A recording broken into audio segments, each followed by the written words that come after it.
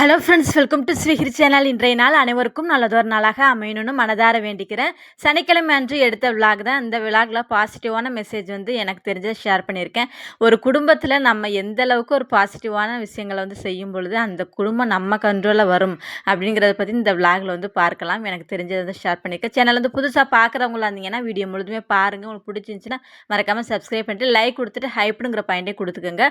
ஹைப்புங்கிற point எதுக்கு கொடுக்கணும்னு பார்த்தீங்கன்னா, அந்த நீங்கள் லைக் பண்ணும்போது சைடில் பார்த்தீங்கன்னா ஹைப் அப்படின்னு தெரியும். அதை டச் பண்ணினீங்கன்னா அப்படியே ஸ்டார் மாதிரிக்கே போகும். அதை நீங்கள் கொடுக்கும்போது யூடியூப் அல்காரிதம் ஒரு 10 பேருக்கு காமிக்கிறது ஒரு 20 பேருக்கு காமிக்கும். நான் நிறைய விளாக்லையுமே சொல்லியிருக்கிறேன். சரி, பார்க்குறதா பார்க்குறீங்க, அப்படி ஒரு லைக் போட்டுங்க. சரி, வாங்க வீடியோக்குள்ளே போகலாம். அன்னைக்கு காலையில் எப்போதும் போல் எழுந்துச்சு என்னோடய வேலைகள் அன்றாடம் நான் செய்யக்கூடிய வேலைகள் தொடங்கிட்டேன். எல்லா பெண்களும் மாதிரி தான். நான் ஒன்றும் புதுசாலாம் செய்கிறது கிடையாது. இருந்தாலும் என்னுடைய நாளை கொஞ்சம் ஏர்லி மார்னிங் பாசிட்டிவான மெசேஜாக உங்கள் கூட ஷேர் பண்ணும்பொழுது எனக்கு ஒரு சந்தோஷம் கிடைக்குது. ஒரு சிஸ்டர் கமெண்ட்ஸில் கேட்டிருந்தாங்க, அக்கா டெய்லிக்குமே நீங்கள் தலைக்கு குளிப்பீங்களா அப்படின்னு சொல்லி கேட்டிருந்தாங்க. டெய்லிக்கெலாம் தலை குளிக்க மாட்டேன். எல்லா பெண்களும் மாதிரி தான் வெள்ளி செவ்வாய் நாட்களில் தான் மேக்ஸிமம் இடையில நல்ல நாள் விசேஷ நாட்கள் வந்ததுன்னா தலைக்கு குளிச்சுக்கிறது. கொஞ்சம் டஸ்ட் அதிகமாக இருக்கிற மாதிரி தெரிஞ்சிச்சுன்னா அப்பயுமே தலைக்கு குளிச்சுப்பேன். தலைக்கு டெய்லிக்குமே நம்ம ஊற்றும்போது சீக்கிரமாக ஹேர் ஃபால் ஆகும். அதனால் மேக்ஸிமம் வெள்ளி செவ்வாய் நாட்கள் குளிக்கிறது தான். அந்த சிஸ்டர் கேட்ட கமெண்ட்ஸுக்கு ரிப்ளை சொல்லிட்டேன். காலையிலே பார்த்திங்கன்னா எழுந்துச்சி விநாயகருக்கெலாம் பூக்கள்லாம் போட்டு விட்டுட்டு, அது செவ்வாய்க்கிழமை விலாகெலாம் கொடுத்துருப்பேன் இல்லையா, பூக்கள் சுத்தமாக இல்லை அப்படிங்கிறதுனால ஒரு ஈவினிங் போல் தான் நம்ம தெருவிலலாம் அந்த உதிரி பூலாம் விற்றுட்டு வருவாங்க. அது கட்டி காலையில் நீங்கள் புதன்கிழமை பார்த்திங்கன்னா அழகாக விநாயகருக்கெலாம் பூக்கள்லாம் போட்டு விட்டுட்டேன். பூக்கள் நம்ம வீட்டில் இந்த சுவாமி படங்களுக்கெல்லாம் போட்டு பார்க்கும்போது அது ஒரு தனி விதமான ஒரு பாசிட்டிவ் எனர்ஜி நமக்கு கொடுக்கும் இல்லையா. அதன் பிறகு எப்போதும் போல் சிம்பிளாக அந்த தீபம்லாம் வச்சு விட்டுட்டு, நம்ம வீட்டு பக்கத்துலேயே தான் கோவில் இருக்குது. தண்ணி நல்ல தண்ணி குடிக்கிறதா இருந்தால் அங்கே தான் போய் எடுத்துகிட்டு வரணும். கோவில் பக்கத்தில் அடிப்பைப்பு இருக்கு இல்லையா. இப்போ அடிப்பைப்புலாம் காலம் மாறிடுச்சு. காலம் மாற மாற இப்போ அதெல்லாம் கொஞ்சம் கொஞ்சமாக குறைஞ்சிட்டு வருது. எங்கள் ஊர் சைடு ஃபுல் அண்ட் ஃபுல் அந்த மினரல் வாட்டர்லாம் கிடையாது. ஃபுல்லாக பார்த்திங்கன்னா இந்த அடிப்பைப்பு தண்ணி தான்.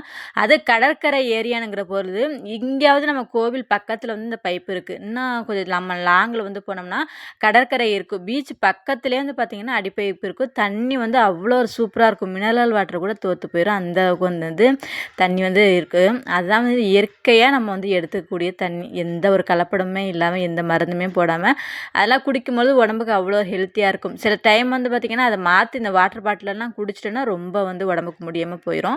தண்ணியுமே எல்லாம் எடுத்து வச்சுட்டு பார்த்திங்கன்னா இந்த சைடு காலையில் இந்த செடிக்கு உரம்லாம் போடுவேன் இல்லை, மண்ணெலாம் எடுப்பேன் இல்லையா, இது நம்ம வீட்டு பக்கத்தில் தான் இருக்குது. இப்போ வெயில் காலம் ஆரம்பிச்சிருச்சுனால தண்ணி கொஞ்சம் கொஞ்சமாக நல்லா வற்ற ஆரம்பிச்சிருச்சு. இந்த சாணம் உரம் தான் நான் எப்போதுமே செடிகளுக்கு எடுத்துக்கிறது. ஒரு சிஸ்டர் கூட கமெண்ட்ஸில் கேட்டிருந்தாங்க, அக்கா நீங்கள் மண் உரம்லாம் அந்த செடிகளுக்கு போடுறீங்களே, அது கடையில் வாங்குவீங்களா, எப்படி கலவையாக எடுப்பீங்க, கோகோ ஃபீட்லாம் போடுவீங்களான்னு சொல்லி கேட்டிருந்தீங்க. கோகோ ஃபீட் நான் இப்போ தான் வாங்கினேன் ரீசெண்டாக அந்த மணி பிளான்ட் செடிக்கு போடுறதுக்காக. மற்றபடி இந்த சாண உரம் தான், மண் தான் எல்லா செடிகளுக்குமே நான் போடுறது. அவ்வளோ ஒரு சூப்பராக வரும். அதுக்கு மருந்து கொடுக்கவே தேவையில்லை. இந்த காய்கறி செடிகள் பார்த்திங்கன்னா நல்லா வளரும். அதனால் நான் அங்கேருந்து மண்ணை எடுத்துகிட்டு வந்தேன். அது பக்கத்துலேயே பார்த்திங்கன்னா செவ்வரளி செடி வச்சுருப்பாங்க. அதுவுமே கொஞ்சம் எடுத்துகிட்டு உருளிக்கு நம்ம வைக்கிறதுக்காக வேணும்னு சொல்லிட்டு மாடியில் கொஞ்சம் சந்தனமுள்ள இருந்துச்சு. அதேமாரி ரெண்டுமே கலந்து அழகாக பார்த்திங்கன்னா உருளிக்குமே வச்சுட்டேன். இந்த சைடு பார்த்திங்கன்னா அந்த கண்ணாடி கிளாஸ்லாம் அடிக்கடி ஒரு வாரத்துக்கு ஒரு 2 வாரத்துக்கு ஒரு தடையாச்சும் க்ளீன் பண்ணிடுவேன். க்ளீன் பண்ணும்பொழுது ரொம்ப டஸ்ட் அதிகமாக வராது. இந்த கண்ணாடி கிளாஸ்லாம் பார்த்திங்கன்னா நம்ம ஒரு வாரத்துக்கு மாதத்தில் 1 டைமாவது மேக்ஸிமம் நம்ம க்ளீன் பண்ணிடணும். இல்லைனா அது அப்படி அழுக்கு பிடிச்சி போச்சுன்னு வச்சுங்களேன், அப்படியே பிசு பிசுன்னு ஒரு மாதிரிக்கு போயிடும். அதை நம்ம க்ளீன் பண்ணி எடுக்கிறது ரொம்ப ரொம்ப சிரமமாக போயிடும். அதனால் அந்த கோழி நம்ம தான் மேக்ஸிமம் இந்த கண்ணாடி கிளாஸ்லாம் யூஸ் பண்ணுவோம். அப்படிங்கும்போது டைரெக்டாக அதில் ஸ்ப்ரெட் பண்ணாமல் ஒரு கிளாத் நம்ம வச்சு அதில் பார்த்திங்கன்னா ஸ்ப்ரெட் பண்ணிவிட்டு ஃபுல் அண்ட் ஃபுல் க்ளீனாக நம்ம கண்ணாடிலாம் தொடச்சி விட்டோம்னா நல்லா எல்லா இடத்துலையுமே பரவும். அதன் கூட பார்த்திங்கன்னா கொஞ்சம் லிக்விடு நம்ம ஊற்றுவோம் இல்லையா, அதுவுமே கொஞ்சம் கம்மியாக இருக்கும். நம்ம டைரெக்டாக ஸ்ப்ரெட் பண்ணும்போது நிறைய ஊற்றுற மாதிரி இருக்கும். இப்போ கிளாத்தில் நம்ம ஊற்றி ஸ்ப்ரெட் பண்ணி நல்லா தொடச்சோம்னா அது கொஞ்சம் ஓரளவுக்கு கம்மியாக தான் இருக்கும். இந்த மாதிரி தான் நான் ட்ரை பண்ணுறது. ஒரு வாரத்தில் 2 டைமாவது க்ளீன் பண்ணிடுவேன்.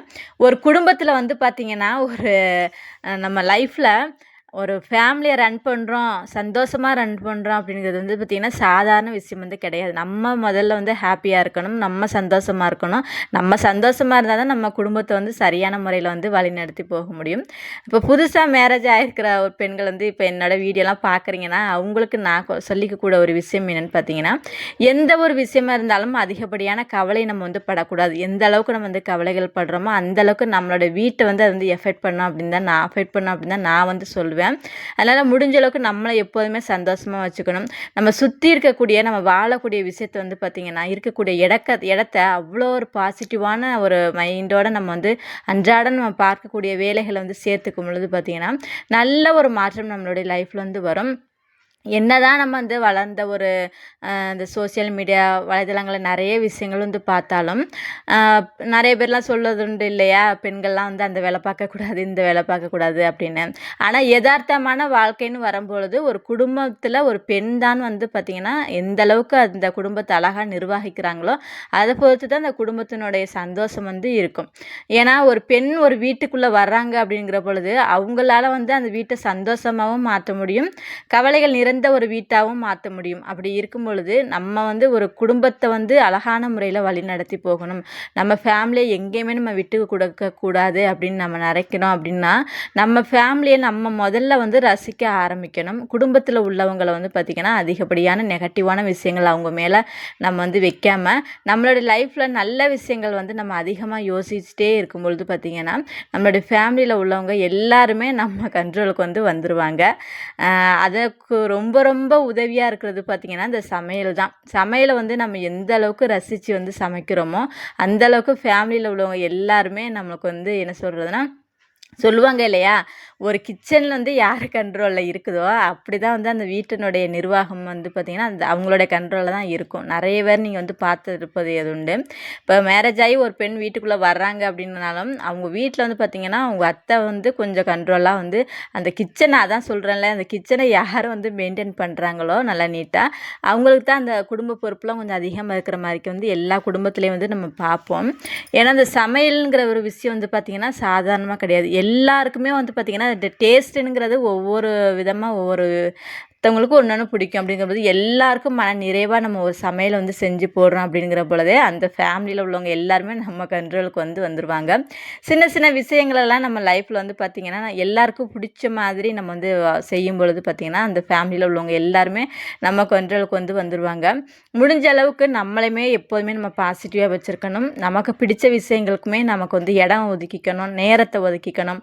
அப்படி வந்து நம்ம அன்றாடம் நம்மளுடைய லைஃப்பில் வந்து பார்த்திங்கன்னா நிறைய விதமான மாற்றம் உண்டாகணும் அப்படின்னு நினச்சோம்னா இந்த அதிகாலை நேரத்தில் வந்து எழுந்திக்கும் பொழுது நிறைய விஷயங்கள் நம்ம வந்து கற்றுக்கிட்டே இருப்போம்.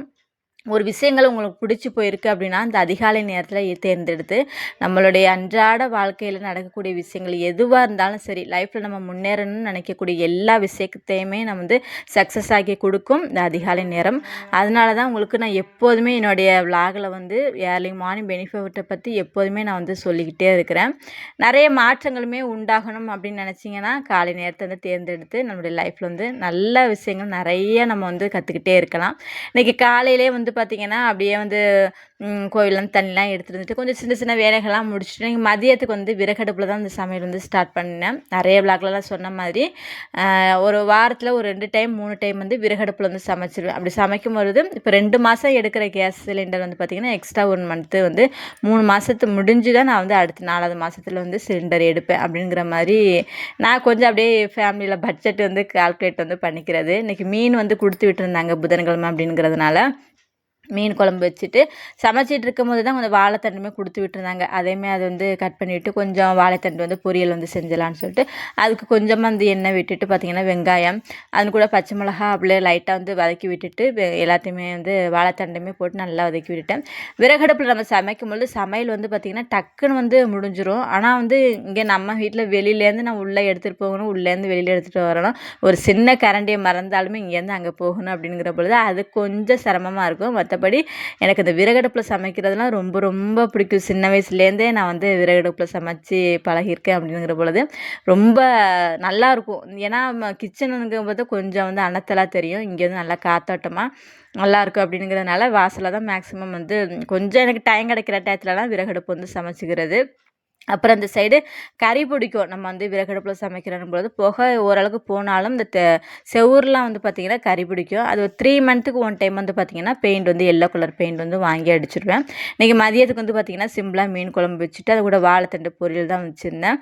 வாழைத்தண்டு பொரியல் அடிக்கடி நம்ம சேர்த்துக்கும் போது உடம்புக்கு வந்து ரொம்ப நல்லது.